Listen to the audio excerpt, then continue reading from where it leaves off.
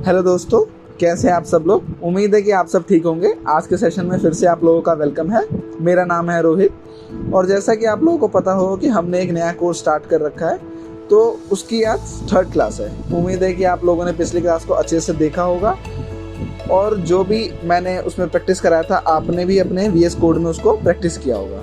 तो चलिए फटाफट आज की क्लास स्टार्ट करते हैं। आज के भी PDF आपको हैंड रिटन नोट्स जो भी है वो आपको हमारे डिस्क्रिप्शन लिंक पे मिल जाएंगे, वहाँ से जाके आप इजीली डाउनलोड कर सकेंगे। तो चलिए फटाफट आज की PDF ओपन करते हैं और क्लास को स्टार्ट करते हैं।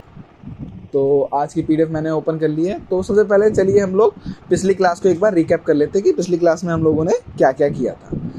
पिछली क्लास में हमने किया था, सबसे पहले किया था कि टेक्स्ट को सेंटर अलाइन तो हमने कर लिया था। उसको टेक्स्ट को कलर कैसे करना है वो हमने सीखा था। साथ ही बैकग्राउंड जो है उसको कैसे कलर करें वो हमने सीखा था। साथ ही बहुत सारी CSS प्रॉपर्टी पढ़ी थी और फिर सारी CSS प्रॉपर्टीज़ को हमने एक साथ अलाइन करके, एक साथ अप्लाई करके उसको देखा था।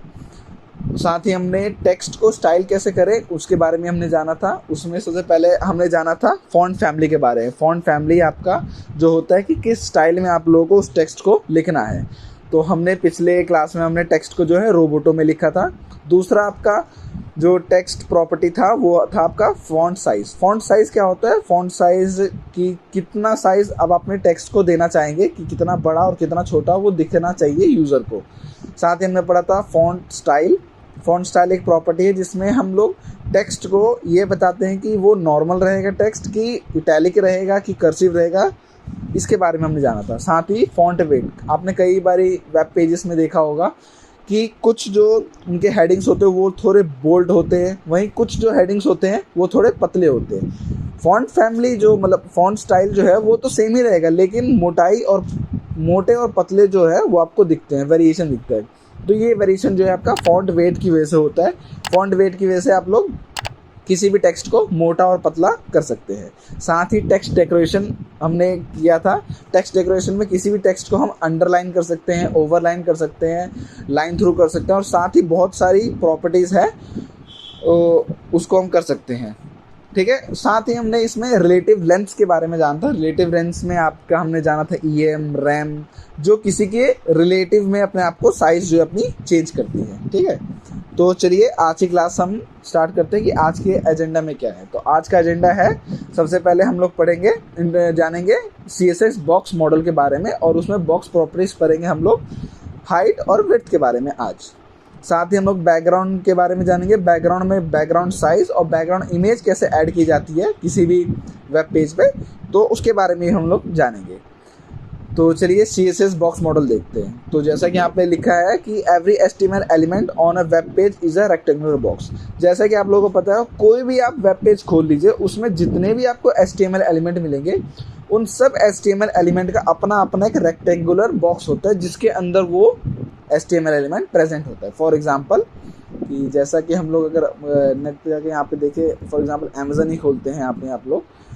अमेज़न जैसे हम लोगों ने खोला तो इसमें एग्जांपल अगर लेंगे तो जैसा कि आप लोग इनका लोगो देख रहे हैं, तो लोगो में देखिए एक रेक्टेंगुलर लोगो जो है आपका amazon.in, तो ये एक आपका HTML एलिमेंट है। तो ये HTML एलिमेंट जो है ये आपका एक रेक्टेंगुलर बॉक्स के अंदर होगा बाय डिफ़ॉल्ट जो है। वहीं अगर आपका ये डिलीवरी वाला है ये भी एक रेक्टेंगुलर बॉक्स में होगा। जो आपका सर्च बॉक्स है ये भी आपका एक रेक्टेंगुलर बॉक्स में होगा। तो जितने भी आपके HTML एलिमेंट होते हैं, जैसे ये बैनर लग रहा है, बैनर जो ये स्वाइप आउट हो रहा है, ये भी आपका एक रेक्टेंगुलर बॉक्स में होगा। और नीचे जितने भी ये सेक्शंस बन रखे हैं ये सारे अपने अपने एक HTML जो भी है ये सारे अपने एक बाय डिफ़ॉल्ट रेक्टेंगुलर बॉक्स के अंदर होते हैं। ठीक है। तो वापस PDF में आते हैं। तो हर HTML एलिमेंट का अपना अपना एक रेक्टेंगुलर बॉक्स होता है और हर एक रेक्टेंगुलर बॉक्स का अपना एक प्रॉपर्टी होता है। हर एक रेक्टेंगुलर बॉक्स का अपना एक प्रॉपर्टी होता है। उस प्रॉपर्टी में क्या क्या होता है? हाइट होता है, विड्थ होता है, मार्जिन होता है, बॉर्डर होता है और पैडिंग होता है। फॉर एग्जांपल कोई भी आपका रेक्टेंगुलर बॉक्स होगा तो उसका एक बॉर्डर होगा। तो उस बॉर्डर को यहाँ पे देखिए आप, हम लोग थोड़ा इसको जूम इन करेंगे तो यहाँ पे जो ये डार्क पर्पल में दिख रहे हैं तो ये आपका रेक्टेंगुलर बॉक्स का बॉर्डर है। और बॉर्डर के अंदर आपका रेक्टेंगुलर बॉक्स, बॉर्डर के अंदर आपका ये आपका कंटेंट है, ठीक है। कंटेंट है जो भी आपका कंटेंट लिखा जाता है। जैसे यहाँ पे आपका अमेज़न है तो अमेज़न आपका कंटेंट है और अमेज़न के बाहर जो है वो उसका बॉर्डर है, ठीक है। तो बॉर्डर के बाहर जो भी स्पेसिंग होती है, जो भी जगह होती है उसको हम मार्जिन कहते हैं, जैसा कि आप लोग देख रहे हैं यहाँ पे। और वहीं जो हमारा कंटेंट होता है और कंटेंट और बॉर्डर के बीच में जो भी स्पेसिंग होती है उसको हम पैडिंग कहते हैं। फॉर एग्जांपल यहाँ पे अगर आप देखेंगे, इसको मैं अगर थोड़ा सा जूम इन करूँगा, थोड़ा सा ऊपर आएंगे और इसको जूम इन करेंगे तो जैसा देख रहे हैं कि ये जो अमेज़न है ये आपका कंटेंट है और ये आपका बॉर्डर है। तो देखिए बॉर्डर और कंटेंट के बीच में आपको स्पेसिंग दिख रही है, तो इसी स्पेसिंग को हम लोग कहते हैं पैडिंग। इसी स्पेसिंग को हम लोग कहते हैं पैडिंग, ठीक है। तो वापस आते हैं हम लोग पीडीएफ में। तो ये होती है आपकी margin, padding, border. And then जो भी आपका रेक्टेंगुलर बॉक्स होगा जिसके अंदर आपका HTML एलिमेंट है तो उसका भी कुछ हाइट और विड्थ होगा, आपको जैसा पता ही होगा। तो आज हम उसी के बारे में जानेंगे कि जो रेक्टेंगुलर बॉक्स होता है जिसके हम अंदर कंटेंट लिखते हैं तो उसके हाइट और विड्थ के बारे में आज हम लोग जानेंगे, ठीक है। तो जैसा यहाँ पे एक रेक्टेंगुलर बॉक्स है, इसके अंदर आपका जो भी कंटेंट है तो इसका ये हाइट है और ये आपका विड्थ है, ठीक है। तो सबसे पहले यहाँ पे आपका जो भी है, हमने हाइट और विड्थ के बारे में पिछली क्लास में मैंने आप लोगों को बताया था, जिसको हम VH और VW के बारे में जानते हैं। तो चलिए वापस उसके बारे में थोड़ा और जानते हैं। तो जैसा कि हम लोगों का अब तक का आउटपुट जो है कुछ इस टाइप का दिख रहा है, ठीक है। तो हमारा जो व्यू पोर्ट है वो आपका हमारा इतना बड़ा है, ठीक है। लेकिन ये जो हमारा कंटेंट है, ये हमारा बैकग्राउंड कलर वो हमारे इतने में ही दिख रहा है। फॉर एग्जांपल जो हमारा व्यू पोर्ट है, व्यू पोर्ट तो आप लोगों को पता ही होगा। व्यू पोर्ट क्या होता है? जो भी यूज़र को दिखाई देता है, जो भी आपका डिवाइस है, डिवाइस का जो स्क्रीन है उसको हम व्यू पोर्ट कहते हैं, ठीक है। तो मान लीजिए कि मेरा जो स्क्रीन है या जो स्क्रीन है इसका जो हाइट है वो आपका 500 पिक्सल्स है, ठीक है। और हमारा जो बैकग्राउंड इमेज, बैकग्राउंड कलर है और जो भी आपका टेक्स्ट है वो अब हमारा पूरा जो आ रहा है 115 पिक्सल्स में आ रहा है, ठीक है। अभी हम लोग पिक्सल्स में बात कर रहे हैं, ठीक है, क्योंकि अभी हम लोग कोई रिस्पॉन्सिव वेबसाइट या कुछ ऐसा नहीं बना रहे, तो अभी हम जनरली पिक्सल्स के बारे में बात कर रहे हैं। बाकी हम लोग आगे जब एक रिस्पॉन्सिव वेबसाइट हम बनाएंगे तब उसमें हम RAM ये सब यूज़ करेंगे ताकि वो यूज़र इंटरफेस के हिसाब से अपने आप को चेंज करता रहे, ठीक है। तो अभी जो कंटेंट है हमारा वो आपका 115 पिक्सल्स में है, ठीक है। अब मैं चाहता हूँ कि ये जो मेरा कंटेंट है वो आपका 250 पिक्सल्स में लाई करे, ठीक है। आप लोगों को पता ही होगा कि जो भी हमने कंटेनर बनाया था और कंटेनर के अंदर हमने सारे एलिमेंट डाले थे और उस कंटेनर का हमने बैकग्राउंड कलर दिया था जो भी है आपका लाइट ब्लू दिया था, ठीक है। लाइट ब्लू दिया था हमने बैकग्राउंड कलर, ठीक है। तो लाइट ब्लू जो है, लाइट ब्लू बैकग्राउंड जो है वहीं तक आएगा जहाँ तक उस कंटेनर के एलिमेंट्स जो है लाई करेंगे। तब तक लाई करेंगे जब तक आपने उस कंटेनर के अंदर हाइट जो है वो अगर डिफाइन नहीं कर रखी तो जितने भी आपके उसमें एलिमेंट है और वो जहाँ तक लाई करेंगे वहीं तक आपका बैकग्राउंड कलर जो है वो आएगा। समझे मेरा कहने का क्या मतलब है? अगर मैं बताना चाहूँ तो VS कोड में अगर हम चलेंगे और इसको हम खोलेंगे एक बारी, ठीक है। तो VS कोड में हम लोग यहाँ तक किए थे, इसको हम कंट्रोल सेव करके राइट क्लिक करके हम लोग ओपन विद लाइव सर्वर करेंगे। तो देखिए मेरा कंटेंट जो है गेट स्टार्टेड ये यहाँ तक है, ठीक है। तो मेरा बैकग्राउंड कलर भी जो है वो यहीं तक आया। वहीं अगर मैं यहाँ पे एक और पैरा ऐड कर दूँ और इसमें लिख दूँ मैं lorem 50। आप लोगों को पता ही होगा lorem 50 जो है बाय डिफ़ॉल्ट 50 वर्ड का कुछ एक पैराग्राफ जो है जनरेट करके आपको दे देगा ताकि जो है आप आउटपुट में देख सकें कि आपका जो टेक्स्ट है कैसा दिख रहा है। तो मैंने यहाँ पे lorem 40 जनरेट किया है, ठीक है। इसको हम फॉर्मेटिंग फॉर्मेट करेंगे। फॉर्मेट करने के लिए हमें क्या करना पड़ेगा? ऑल्ट शिफ्ट और F जैसे ही हम लोग दबाएंगे वैसे ही ये जो हमारा कोड है ये एक फॉर्मेटेड वे में आ जाएगा, ठीक है, ताकि हम लोगों को देखने में आसानी रहे, ठीक है। हमें ज़्यादा स्क्रॉल डाउन ना करना पड़े, ठीक है। इसको हम जैसे ही सेव करेंगे देखिए मेरा कंटेंट जो है, मेरा कंटेंट यहाँ तक आ गया। तो मेरा बैकग्राउंड कलर भी जो है वो उसके पीछे यहाँ तक आ गया, ठीक है। वहीं अगर मैं इसको वापस अगर बैक कर दूंगा, कंट्रोल Z कर दूंगा और उसको सेव कर दूंगा तो मेरा कंटेंट यहाँ तक है, तो मेरा बैकग्राउंड कलर भी यहीं तक आएगा, ठीक है। तो इसी के बारे में मैं बता रहा था। ठीक है। तो मैं चाहता हूँ कि मेरा कंटेंट यहीं तक रहे, लेकिन मेरा बैकग्राउंड कलर जो है वो यहाँ तक आ जाए, नीचे तक आ जाए। तो इसके बारे में पिछले क्लास में हम लोगों ने पढ़ा था। तो चलिए यहाँ पे भी एक बार पढ़ लेते हैं, ठीक है। यहाँ पे हम लोग थोड़ा डिटेल में पढ़ेंगे। तो यहाँ पे हमने हाइट जो है वहाँ पे एक CSS प्रॉपर्टी देंगे हम लोग हाइट, और उसकी कुछ हम वैल्यू देंगे, ठीक है। तो फॉर एग्जांपल हमने जो है 250 पिक्सल्स यहाँ पे हमने उसकी प्रॉपर्टी की वैल्यू दे दी, ठीक है। तो चलिए VS कोड में और इसको अप्लाई करके देखते हैं। तो CSS में जाएंगे, यहाँ पे हम लोग हाइट लिखेंगे तो VS कोड जो है बाय डिफ़ॉल्ट जो आपको रिकमेंड कर देगा कि हाइट पे आप जाके एंटर करेंगे तो आपको पूरा दे देगा वो, ठीक है। और फिर उसके बाद हम लोग यहाँ पे लिखेंगे 250 पिक्सल्स। 250 पिक्सल लिखना, Ctrl+S दबाएंगे तो देखिए बैकग्राउंड की जो साइज़ है वो आपकी बढ़ गई है, ठीक है, बढ़ गई है। अब वापस कोड PDF में चलेंगे और देखेंगे कि ऐसे ही हम लोग जो है, जैसे हमने विड्थ बढ़ाई है, हाइट बढ़ाई है सॉरी, वैसे ही हम लोग विड्थ बढ़ाएंगे, जैसे हम लोगों ने पिछली क्लास में पढ़ा था। तो उसके लिए हम लोग क्या CSS प्रॉपर्टी लिखेंगे, उसके लिए लिखेंगे हम लोग विड्थ जो CSS प्रॉपर्टी है वो लिखेंगे, और फिर विड्थ में कुछ वैल्यू डालेंगे जैसे यहाँ पे है। तो चलिए कोड में वापस चलते हैं यहाँ पे, और यहाँ पे हम लोग विड्थ CSS प्रॉपर्टी डालते हैं, और इसको हम दे देंगे फॉर एग्जांपल 100 पिक्सल्स दे देते हैं, ताकि थोड़ा हम लोग को दिखे। Ctrl+S दबाएंगे तो देखिए 100 पिक्सल्स में कितना छोटा आ गया, थोड़ा सा ऑड लग रहा है तो 150 कर देते हैं, ताकि हमारा टूरिज्म जो है पूरा आ जाए, ठीक है। तो देखिए 150 पिक्सल्स दे दिया, 150 पिक्सल्स दे दिया तो हमारा जो है साइज़ छोटा हो गया। ये हाइट और विड्थ हम लोग क्यों देते हैं, क्योंकि जो हमें ये नहीं पता कि हमारा यूज़र जो है वो हमारी वेबसाइट को किस डिवाइस में खोलेगा, लैपटॉप में खोल रहा है कि टैब में खोल रहा है कि फ़ोन में खोल रहा है। तो इसको यूज़र इंटरफेस फ्रेंडली बनाने के लिए हम लोग जो है हाइट और विड्थ जो है इसमें हम लोग CSS प्रॉपर्टी यूज़ करते हैं, ताकि वो जिस डिवाइस में खुले वो अपने हिसाब से अपने बैकग्राउंड इमेज या जो भी बैकग्राउंड कलर होगा वो अपने हिसाब से उसको एडजस्ट कर लेगा, ठीक है। तो थोड़ा इसको जूम आउट करेंगे और थोड़ा चलेंगे अब नीचे, ठीक है। तो हमने यहाँ पे हाइट और विड्थ के बारे में जान लिया, और वैसे भी हाइट के और विड्थ के बारे में तो मैंने पहले ही आप लोगों को पिछली क्लास में अच्छे से समझा दिया है। अगर आप लोगों को फिर भी ना समझ आए तो ऊपर मैंने आई बटन पे मैं पुरानी सेकंड क्लास की जो है लिंक दे रखी है, वहाँ पे क्लिक करके जाके आप लोग मेरी हाइट और विड्थ वाली जो क्लास है वो अच्छे से देखिएगा, उसमें आप लोगों को अच्छे से समझ आएगा, ठीक है। चलिए वापस आते हैं इस क्लास में। अब चलते हैं कि बैकग्राउंड में इमेज कैसे ऐड करेंगे, ठीक है। बैकग्राउंड में इमेज कैसे ऐड करेंगे, तो बैकग्राउंड में इमेज ऐड करने के लिए सबसे पहले क्या करना पड़ेगा आपको, यहाँ पे लिखा है for adding a background image we first need to remove background colour. By mistake यहाँ पे कलर जो है यहाँ पे लिखा नहीं है, तो आप कलर जो है यहाँ पे जब भी इसका प्रिंट आउट निकालेंगे तो प्रिंट आउट निकालने का इस पर यहाँ पे आप जो है कलर लिख लीजिएगा। तो background colour from code snippet में से सबसे पहले हम लोगों को बैकग्राउंड कलर हटाना पड़ेगा, और वहाँ पे हम लोगों को बैकग्राउंड इमेज डालना पड़ेगा, ठीक है, तभी हम लोग बैकग्राउंड इमेज डाल पाएंगे, ठीक है।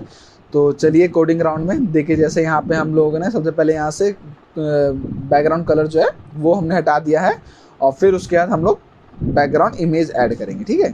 तो सबसे पहले यहाँ पे हम लोग जो है बैकग्राउंड जो इमेज है इसको हटाएंगे, एंड देन इसको कलर जो इसको सेव करेंगे। तो बैकग्राउंड इमेज कलर जो है वो सेव हो चुका है, ठीक है। अब यहाँ पे पूरा बैकग्राउंड जो हमारा वाइट आ चुका है, ठीक है। वापस कोड में चलेंगे। अब कोड में आने के बाद सबसे पहले हम लोग इमेज कैसे ऐड करेंगे।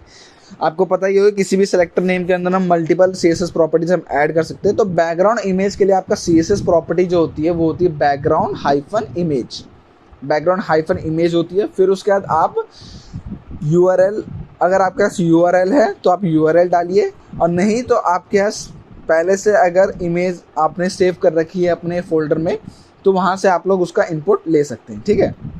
मैं अभी कोडिंग ग्राउंड में जाऊँगा और उसको एक बार बताऊँगा कैसे मैं क्या मतलब मेरा, ठीक है।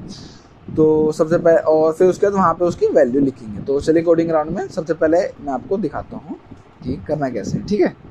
तो यहाँ पे पहले कोडिंग ग्राउंड में आएंगे, यहाँ पे लिखेंगे हम लोग बैकग्राउंड इमेज, ठीक है। बैकग्राउंड इमेज लेंगे, ठीक है।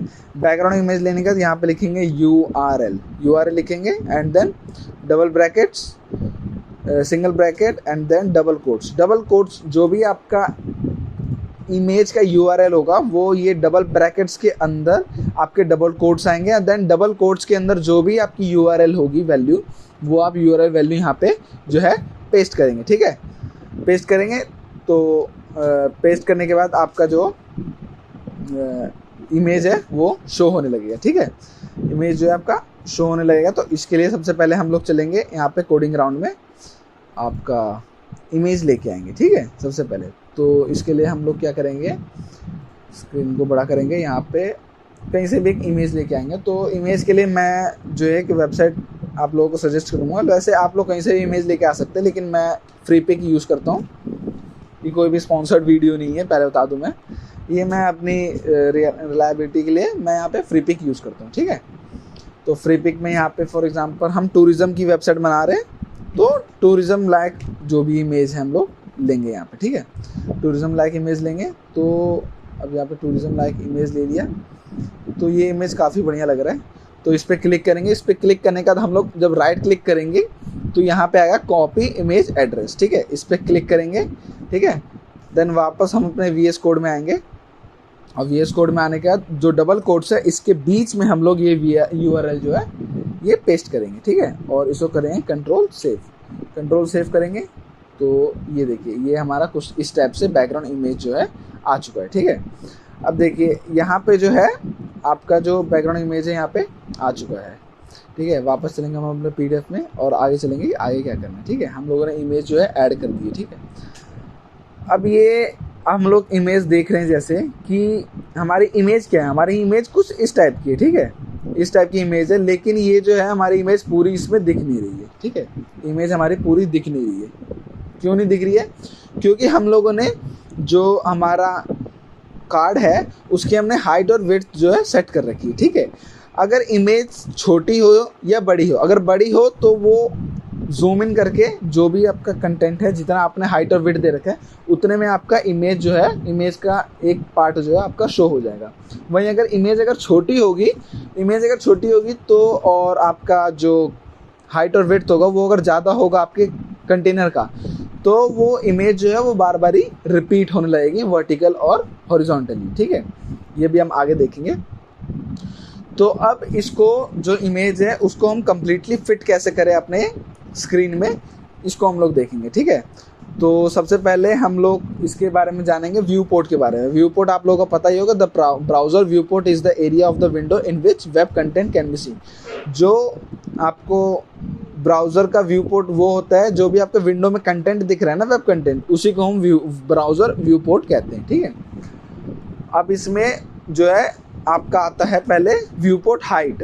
व्यू पोर्ट हाइट क्या होता है? व्यू पोर्ट हाइट के बारे में आप लोगों को मैंने पिछली क्लास में अच्छे से बताया ही था, यहाँ पे फिर से एक बार रिवाइज करा देता हूँ कि वो व्यू पोर्ट हाइट क्या होता है। व्यू पोर्ट हाइट जो होता है यूज़र विजिबल एरिया होता है, जो भी आपका व्यू पोर्ट का हाइट है उसके हिसाब से आपकी इमेज जो है सेट हो जाएगी। ठीक है, फॉर एग्जांपल मान लीजिए कि मैंने अगर लिख दिया 50 VH, तो आपकी जो 50 VH जो होती है आपकी 50% ऑफ द व्यू पोर्ट के बराबर होती है। व्यू पोर्ट मतलब अगर व्यू पोर्ट आपका 100%, ऑफ कोर्स की बात है, कोई भी चीज़ आपकी 100% होती है, तो 50 VH अगर मैं दूंगा तो आपकी 50 VH देने का मतलब कि 50% ऑफ द व्यू पोर्ट, मतलब व्यू पोर्ट आपका 100% है, उसकी 50% जो उसकी हाइट होगी उसमें सिर्फ मेरा इमेज दिखेगा। ठीक है, और वहीं अगर मैं 100 VH कर दूंगा तो 100 VH का मतलब कि जितनी आपकी स्क्रीन होगी उस पूरे स्क्रीन पे मेरी इमेज जो है दिखाई देगी। ठीक है, ऐसे ही आपका व्यू पोर्ट विड्थ होता है। व्यू पोर्ट विड्थ क्या होता है कि 50% अगर व्यू पोर्ट विड्थ दे देंगे, मतलब 50% ऑफ द विड्थ,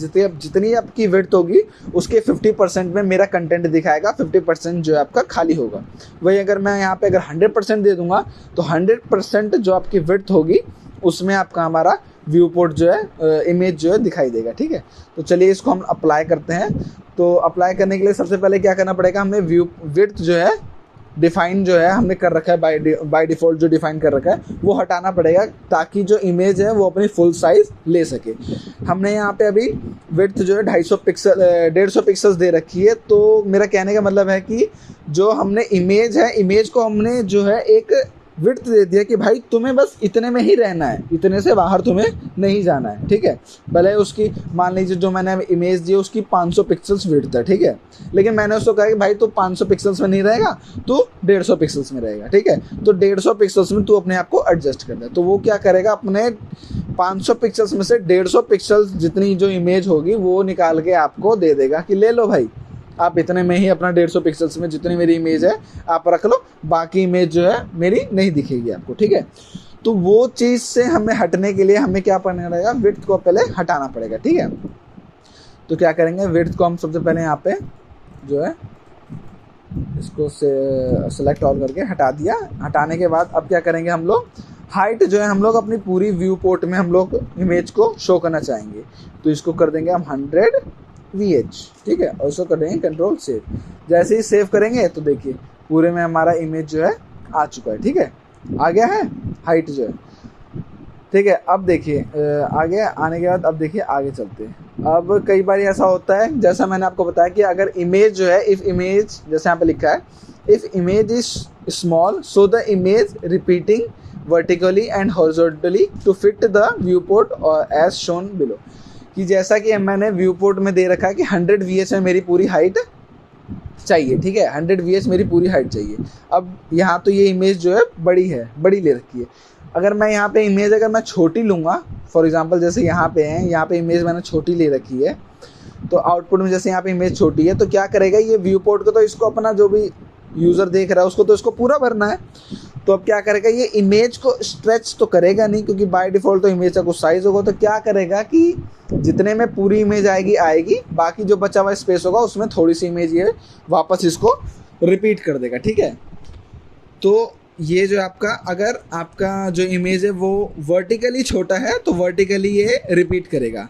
अगर आपके इमेज की हाइट जो है वर्टिकली वो ठीक है, लेकिन हॉरिजॉन्टली जो विड्थ है उसकी कम है, तो हॉरिजॉन्टली ये जो है रिपीट करेगा इमेज को, ठीक है। तो इस रिपीटेशन से बचने के लिए क्या करते हैं हम लोग जो हमारा कंटेनर है उसके अंदर एक CSS प्रॉपर्टी हम डिफाइन करते हैं जिसको हम कहते हैं बैकग्राउंड साइज। बैकग्राउंड साइज एक CSS प्रॉपर्टी होती है जिसमें हम वैल्यू देंगे कवर। कहने का मतलब क्या है कि बैकग्राउंड का जो साइज़ है, जितना भी साइज़ है उसको मेरे व्यू पोर्ट में जो है पूरा कवर कर दो, ठीक है। उस ना मेरे व्यू पोर्ट से वो बाहर जाना चाहिए ना अंदर आना चाहिए, वो पूरा जितना मैंने व्यू पोर्ट जो डिफाइन मैंने वैल्यू दे रखी है उसके अंदर मेरी पूरी इमेज को जो है आप कवर कर दीजिए, ठीक है, उससे बाहर नहीं निकलना चाहिए, ठीक है। और हमें चाहिए भी ऐसा। तो चलिए कोडिंग ग्राउंड में जाके इसको अप्लाई करके देखते हैं, ठीक है। तो यहाँ पे जाएंगे हम लोग, यहाँ पे लिखेंगे बैकग्राउंड,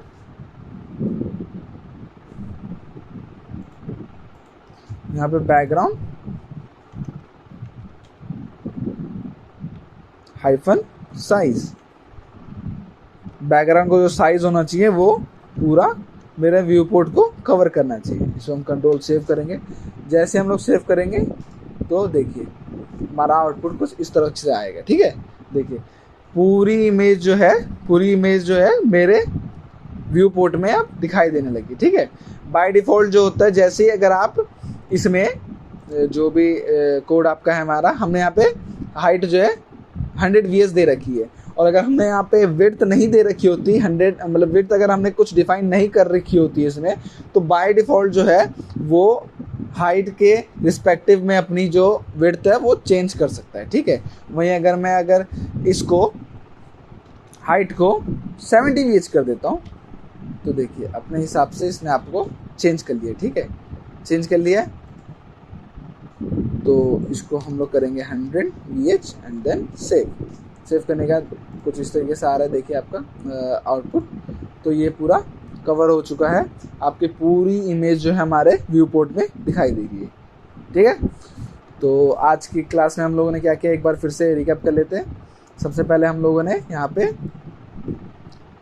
जो है CSS बॉक्स मॉडल के बारे में जाना है, बॉक्स में हाँ एक और बात, आपने कई बारी इमेजेस में जो कई बारी CSS बॉक्स मॉडल में पढ़ाते वक्त आप लोगों को थोड़ा सा कई बारी किसी को डाउट आया होगा। रेक्टेंगुलर बॉक्सेस कहने का मेरा मतलब में कई बार आप लोग देखे होंगे कि कई बारी जो बॉक्सेस होते हैं वो ऐसे कर्व शेप्स में होते हैं। जैसे फॉर एग्जांपल कोई भी आप ले लीजिए वेबसाइट। अगर मान लीजिए अगर मैं ये अमेज़न ले लूँगा तो अमेज़न में आपका कर्व तो थोड़ा सा, हाँ जैसे देखिए ये जो इमेज है, इमेज का देखिए बैकग्राउंड जो आउटर जो बॉर्डर है ये ऐसा कर्व है ना, कर्व।